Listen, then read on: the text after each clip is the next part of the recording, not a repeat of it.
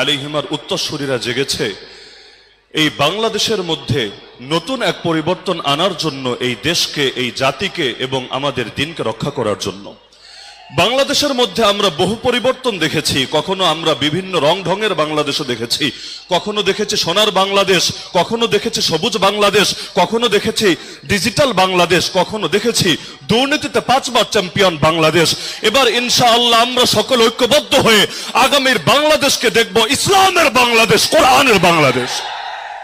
যেই সমস্ত দলগুলো আমাদের সামনে এখন এই যুগে এসে পর্যন্ত ঘোষণা দেয় প্রকাশ্যে রবের সার্বভৌমত্ব তারা বিশ্বাস করে না, এমনকি তাদের মহাসচিবের ঘোষণা অনুসারে শরিয়া আইনে পর্যন্ত বিশ্বাস করে না, যারা ইসলামী জাতীয়তার কথা পর্যন্ত বলতে পারে না, সুদমুক্ত অর্থনীতির কথা পর্যন্ত বলতে পারে না, এমনকি এতদিন পরও এসেও চাঁদাবাজি করতে করতে, টেম্পো স্ট্যান্ড দখল করতে করতেও যাদের 17 বছরের ক্ষুধা পর্যন্ত মেটে না, আরে খুনের মধ্যে ডাবল সেঞ্চুরি করার পরও যারা নিজেদের চাহিদা এখনো পর্যন্ত মিটাতে পারে না, আরে যাদের বর্তমান ভারপ্রাপ্ত চেয়ারম্যান পর্যন্ত দাবি করেন দেশে আসাটা তার একক নিয়ন্ত্রণাধীন না, ওই সমস্ত 2 নম্বরই করা জাতিকে, তাদের দলকে এই জাতির ক্ষমতায় আমরা আর দেখতে চাই না। শাহজালালের উত্তরসূরিরা যখন জেগেছে, এবার ইনশাআল্লাহ আগামীর বাংলাদেশকে তাওহীদের রঙে সাজাতে হবেই হবে।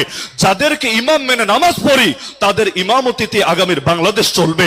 যেই কোরআন দিয়ে আমরা আল্লাহর ইবাদত করি, সেই কোরআনের আইন, সেই কোরআনের বিচার, সেই কোরআনের বিধান, সেই কোরআনের সংবিধান যতদিন পর্যন্ত কায়েম না হবে ততদিন পর্যন্ত আমাদের বুকে রক্ত দিয়ে, যার যা আছে তা কিছু দিয়ে ফ্যাসিবাদের বিরুদ্ধে, সেকুলারিজমের বিরুদ্ধে, ন্যাশনালিজমের বিরুদ্ধে, সকল তন্ত্রমন্ত্রের বিরুদ্ধে আমাদের আমরণ লড়াই চলবেই চলবে ইনশাআল্লাহ।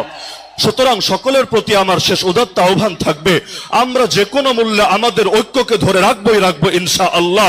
এমনকি এই ঐক্যকে যারা ভাঙতে আসতে চাইবে, তারা যদি আমাদের লেবাস ধরেও যদি ঐক্যকে ভাঙতে চায়, কোন ছোট পার্টির ভূমিকা পালন করতে চায়, তাদেরকে হলুদ কার্ড না সরাসরি লাল কার্ড দেখানো হবে ইনশাআল্লাহ। নাসরুম মিনাল্লাহি ওয়া ফাতহুন করিব ওয়া বাশশিরিল মুমিনিন ওয়া আখিরু দাওয়ানা আনিল হামদুলিল্লাহি রাব্বিল আলামিন।